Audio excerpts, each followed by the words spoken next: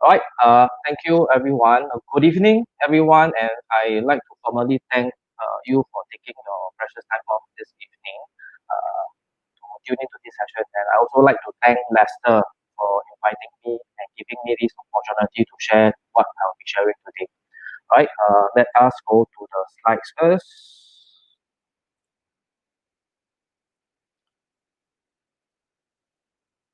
Is everyone able to see the slides? If good to go, please let me know because I can't see what you are seeing. Yes, we can see the slide. You can carry on. All right, thank you.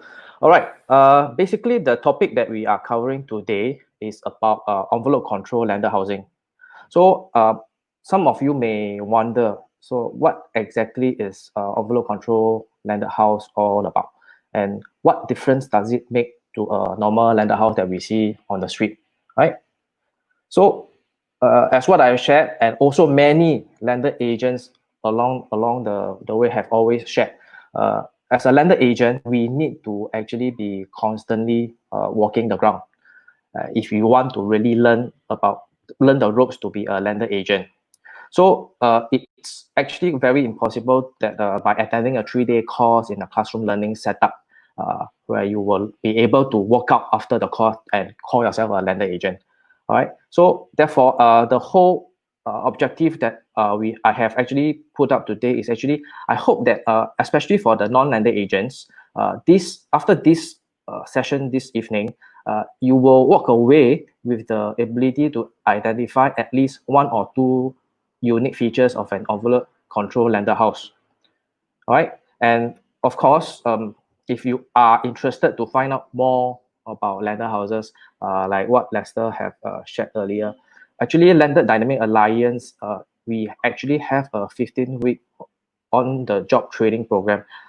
It's a learn as you earn program, whereby we will teach the so-called the consultants the inside out of landed homes over a 15 weeks period. Right. So in fact, this 15 weeks is just to equip yourself, but to be really a good lender agent, it will actually take much longer than that. Right. Now, just now we had done some introduction about myself, but give me a little bit more airtime to introduce more about myself, lah. Okay. All right. I'm 39 years this year, and as you can see from the picture, I'm actually a proud father of 4 handsome boys. Right, and that's why my nickname of F4 came about. Right, prior to actually entering the real estate business in 2009, I actually started off as a part-time agent. I was actually a quality engineer by trade. Right, I run corporate quality assurance programs, basically like ISO 9000 and etc. I take care of the quality control of my manufacturing lines in the factories, as well as doing a lot of supplier quality management. Right, and in early 2010, this was actually when I actually took notice of the few top producers in my ex agency. Right, they were always the same few people, and I actually subsequently found out that they were actually all part of Landed Dynamic Alliance. So I took a lot of interest in them, and I was very curious to find out about them. But I mean, because I know that they are always traveling around for holidays so regularly, but yet on the month in month out, year in year out basis, they are always consistently a top producer in the agency. So in mid 2010, I decided to join LDA myself physically to find out more about what LDA is about. Right, and I have to say I'm really very grateful that I can be part of the LDA family.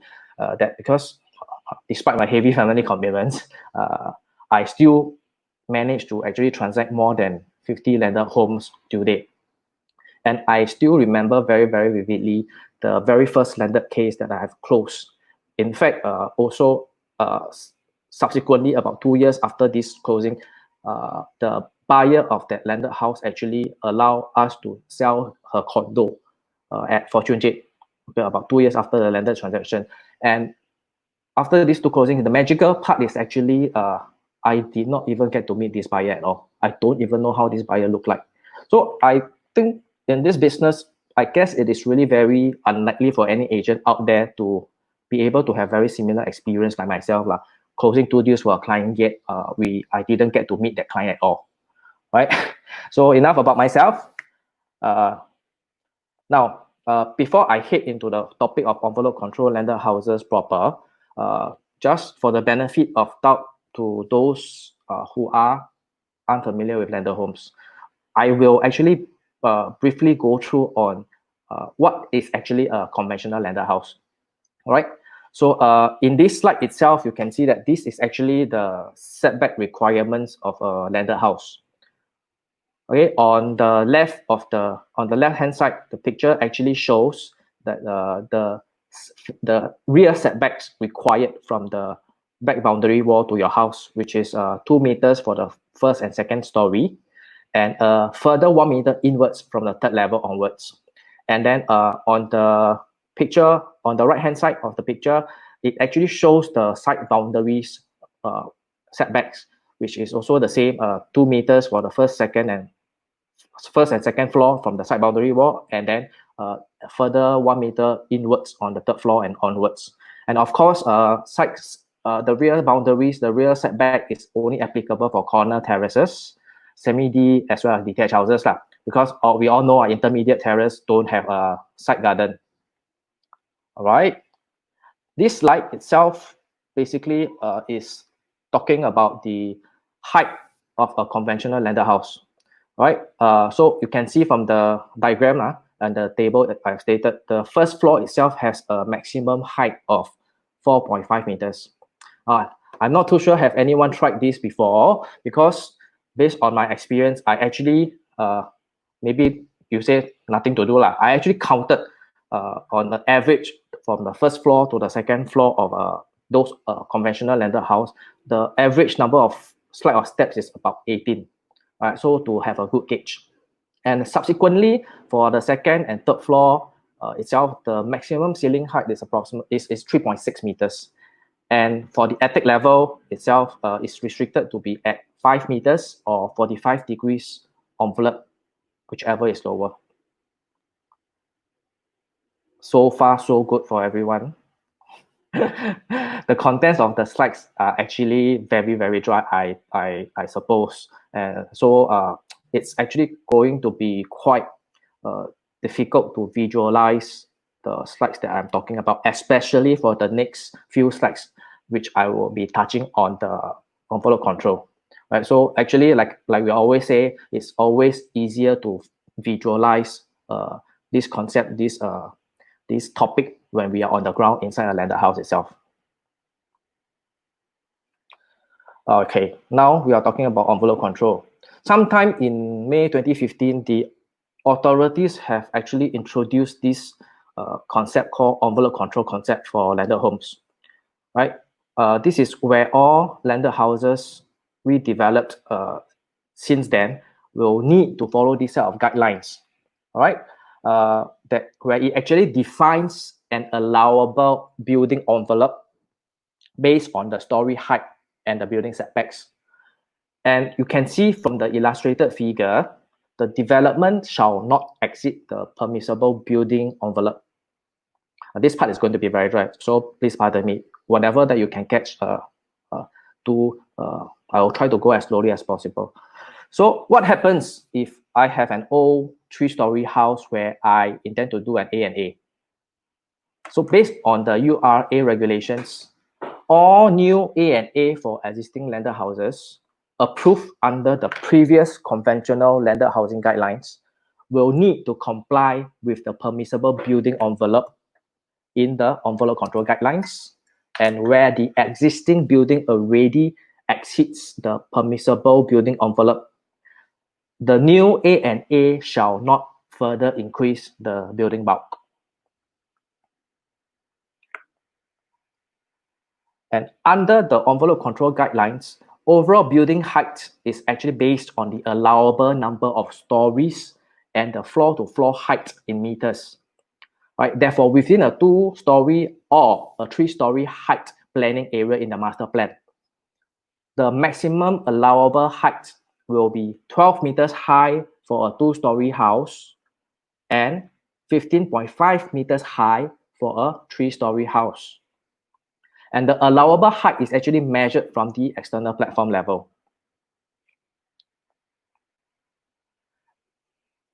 Mezzanine flat floorings, mezzanine level are actually no longer required to be kept below 50% of a typical floor plate. And there is actually no restrictions on the windows opening on the front facade of the mezzanine floors.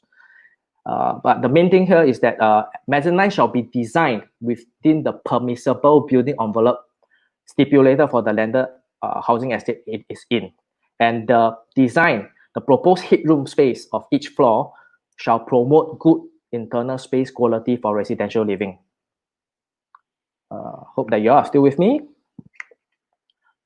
In general, the last few slides on envelope control parameters basically means that you can build as many levels as you like within the envelope control space, as long as you have considered the comfortable headroom space ideal for residential living. And these spaces actually also includes the attic space and the roof terrace considerations. Now, I just want to highlight, we are not architects or builders. So therefore, these are actually just general knowledge for us. Good to know the generic concept, but we don't want to deep dive into the specifications. All right. So if, let's say, you have any buyers or you have any prospects who are planning to buy a landed house to tear down and redevelop, and they ask you about all these questions, please do refer them to the professional for advice, people like the architects and the builders. All right. So to summarize the difference between a conventional 3-story landed house against a landed house developed under envelope control guideline, the diagram that you are seeing in this slide actually will be a very good guide to do a comparison. All right. Most notably, you can see that based on conventional homes, 2-story houses are up to 14.1 meters in height against the 12 meter under the envelope control guidelines, while the 3-story conventional houses can be up to 2.2 meters higher than those in the envelope control setup. And you also take note, take a look at the rear setback. The setbacks on the third level in the conventional landed houses are no longer a requirement under the envelope control guidelines. All right. And last but not least, the roofs need not to be pitched under the envelope control guidelines now. All right. Maybe take another 5 seconds to look closely at this diagram.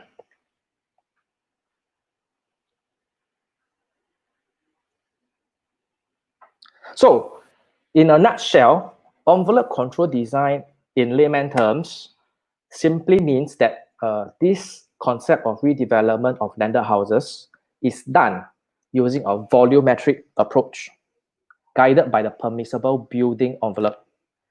And the objective of this guideline is actually to safeguard the character of our landed estates.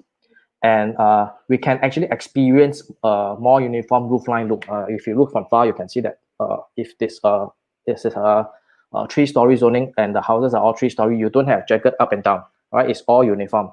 So you can see the picture in this slide, right? This is actually a corner terrace situated in a 2-story landed zoning. But you can look at the circled part, which is the attic level itself. All right, it's definitely outside, and if you were to put another 3-story house beside it, so it looks pretty awful.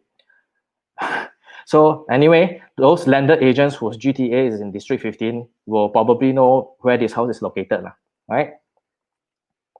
Now, there are actually 3 pictures showing the facade of landed house in this slide.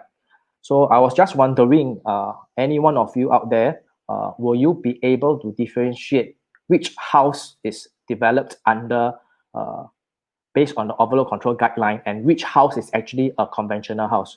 Maybe you can type out your answers in the chat to show maybe how much you understand so far. Yeah, good idea. So you type under the chat, you think it's 1, 2, or 3, right? If it's an envelope control program, you think that house is built under envelope control, you type in the number. Okay. Which one do you think is under the envelope control? So we got answer coming in already. Okay. Okay, so Tiffany says 2. Okay, anybody else got answer? Okay, Richard say is 1. Anybody else? Charin say is 2. Helen Tan 2. And wow, more answer come already. Okay, Mel Ong 2, Louis 2, Nicholas 2, Janet 3, Roy 1, James 3, Siulan 3. Wow. So many answers I cannot catch in time. Anyway, 3, 2. Okay, so you want to tell them the answer? Maybe we carry on. I mean, I will not disclose the answer now. But I just want to, from this exercise itself, it's actually quite obvious to say that it is actually very, very difficult for a layman to understand what's the differences between a conventional landed house against one that is being developed under the envelope control guideline, right? So let alone, I mean, for agents, let alone the buyers lah. So the only way that we can really point out the main differences is to be more involved in landed, walk the ground, see more houses, right? So you're actually, the answer. Yeah. So for those who have actually commenced with the OJT program of LDA, basically our program allows them to actually see at least 2 to 3 different houses every Sunday. Yeah. So imagine a period of 15 weeks, they are exposed to about 45 different landed houses. And not only do they see these houses, we also go through with them in depth to do a case study of individual house on how to sell this house, the area knowledge, the product, and the technical knowledge. Right? Yeah, but so I think you can tell them the answer. Like, why don't you tell them? They are still on the call. Okay. Basically, out of these three pictures, only picture 2 is not a envelope control development. So it's 1 and 3 lah. 1 and 3 belongs to envelope control. Oh yeah, I saw somebody answer 1 and 3 just now. All right. Let me see. We do have a winner. Let me see. Who is that 1 and 3? I saw somebody choose 1 and 3. I think that's the only one. Maybe 那个是你的自己人啊。Okay, that one, I take care. 如果是自己人的话。Yeah. We got one Karen Cheng. Karen Cheng 1 and 3. 是你的人吗？不是。Oh, okay, very good. Okay. So anyway, in the next few slides, I will actually be covering one very interesting case study on a unit that LDA is currently marketing. All right. Okay, wait. We also want to give credit to the rest of the winner. So we have Siulan also got it right. Kelvin Song also got it right. And who else? That's all. Awesome. Okay, awesome. Go ahead. So this is the unit that I want to share with every one of you as a case study. This unit itself is at 28109 Road. Anyone familiar with this location? Hey, Sito, your neighbor. Oh, Kelvin Sito stays at Onan Road. Oh, okay. So he should know this place very well. Very well. So, now he can walk over and say hi already. Okay. So basically, the picture on the left that you are seeing is actually a condition of the house before it was redeveloped. So basically, it was an old single-story terrace house. All right. And on the right-hand side is a picture that we have taken recently. So I have to say it's really very fun, very I feel very motivated to be able to monitor any houses undergoing the whole redevelopment process, from tearing down the original house to every single step until it's TOPs. And by the time we sell it to the new owner and they invite us to the housewarming, I think the satisfaction is definitely very good. All right. So this is the fact sheet of this brand new house. Land size for this house is approximately 1,700 square feet, and they have a built-up area of approximately 4,800 square feet. right? Unit itself comes with 5 bedrooms, and all the bedrooms actually have their own individual attached bathrooms. And car porch itself can park 2 cars. Itself is a freehold house. All right, this slide basically is the information and that I have actually extracted out from Instant Pro. Really a very, very useful tool. See, the moment I key in the property address and I key in the and I just do a few clicks, we are actually able to extract the nearest MRT station, the nearest primary schools, even childcare centers for those who are planning to have more children, right? Nearest supermarkets as well, right? So before we continue further, I would like to show everyone a video that has been taken of this brand new home. So Lester, are you able to assist to pull out the video?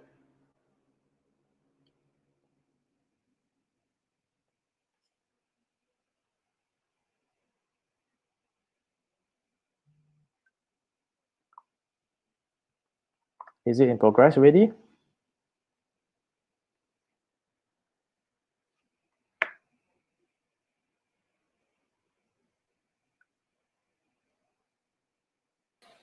Okay, here you are.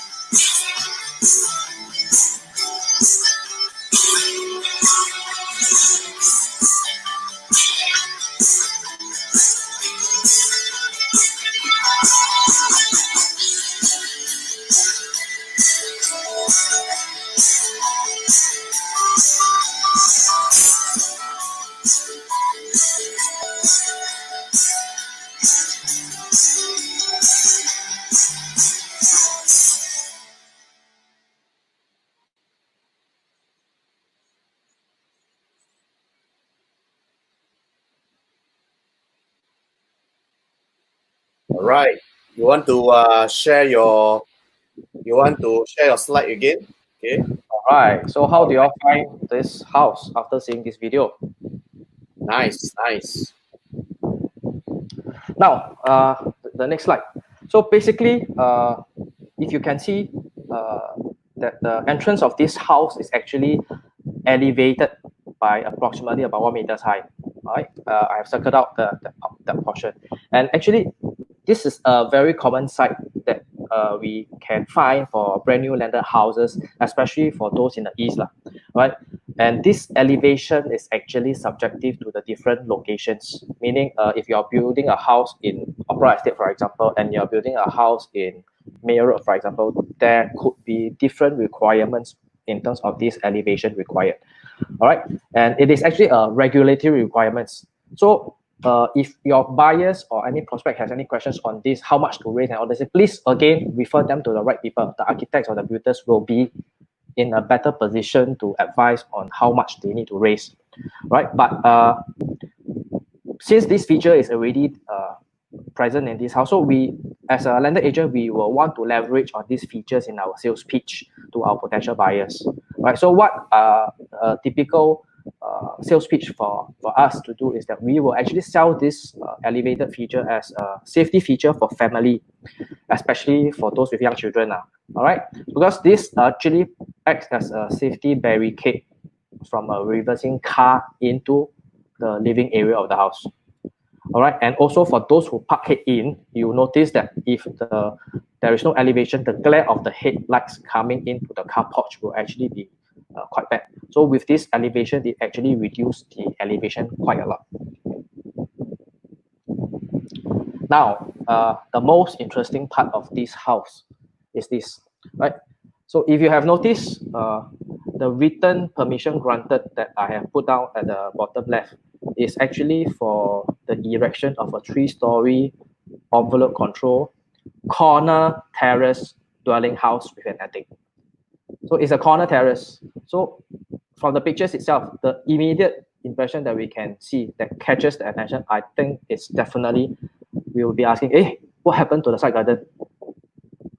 We have covered earlier in the slides that there should be actually a 2-meter setback from the side boundary wall, right, for corner terraces. But this corner terrace actually does not have any setback, meaning the entire plot width of the house can actually be leveraged on and developed into livable space as compared to one with a 2-meter setback, meaning you have more live-in area.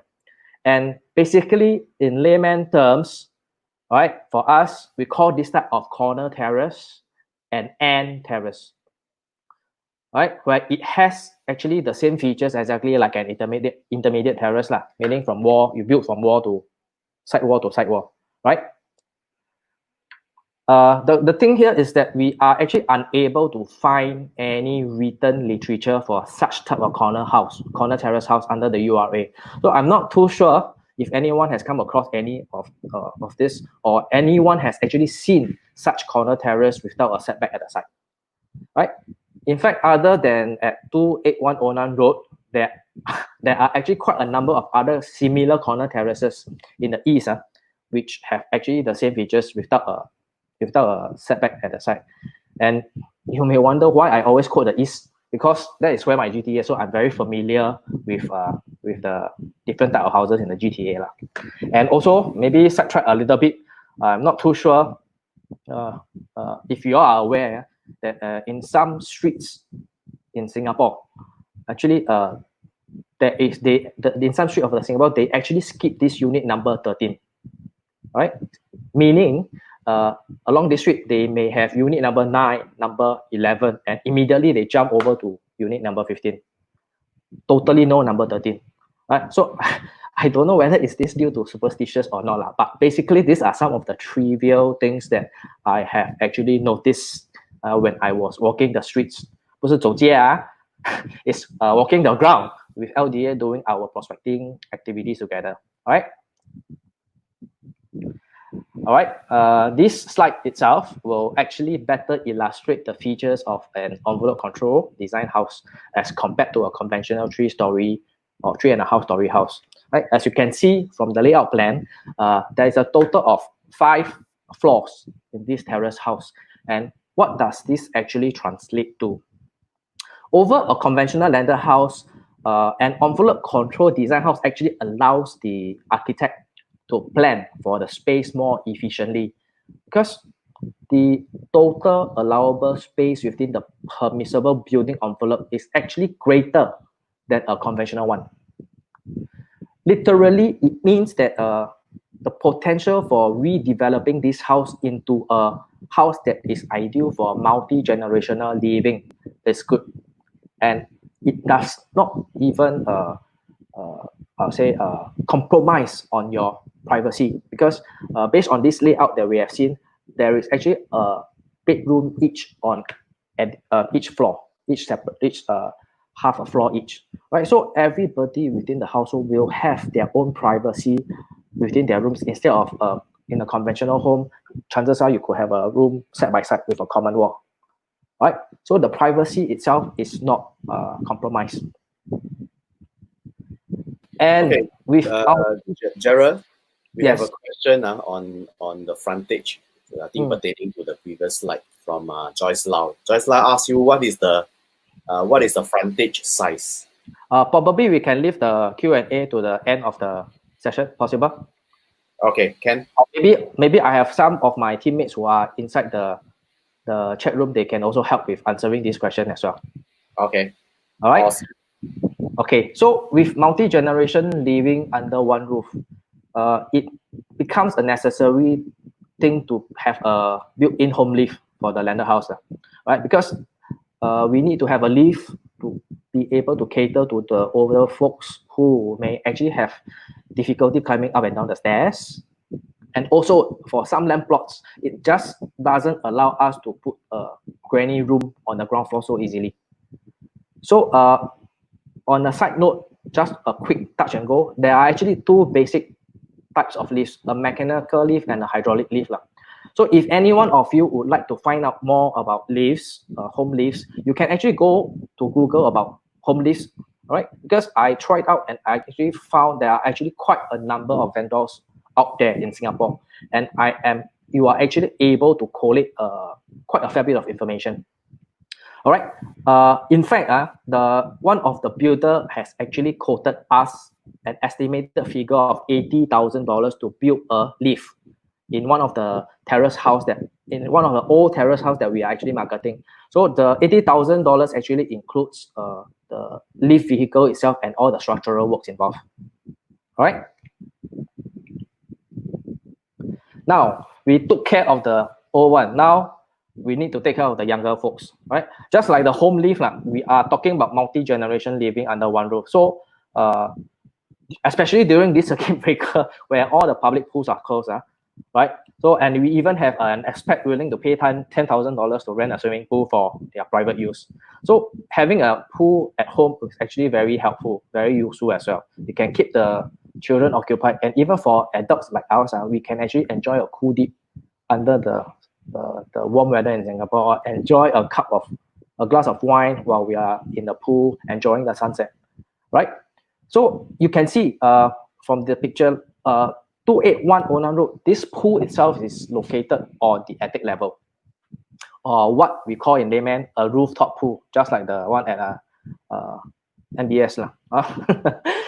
So in general, a rooftop pool itself is considerably more expensive to build as compared to a pool that is on the ground level.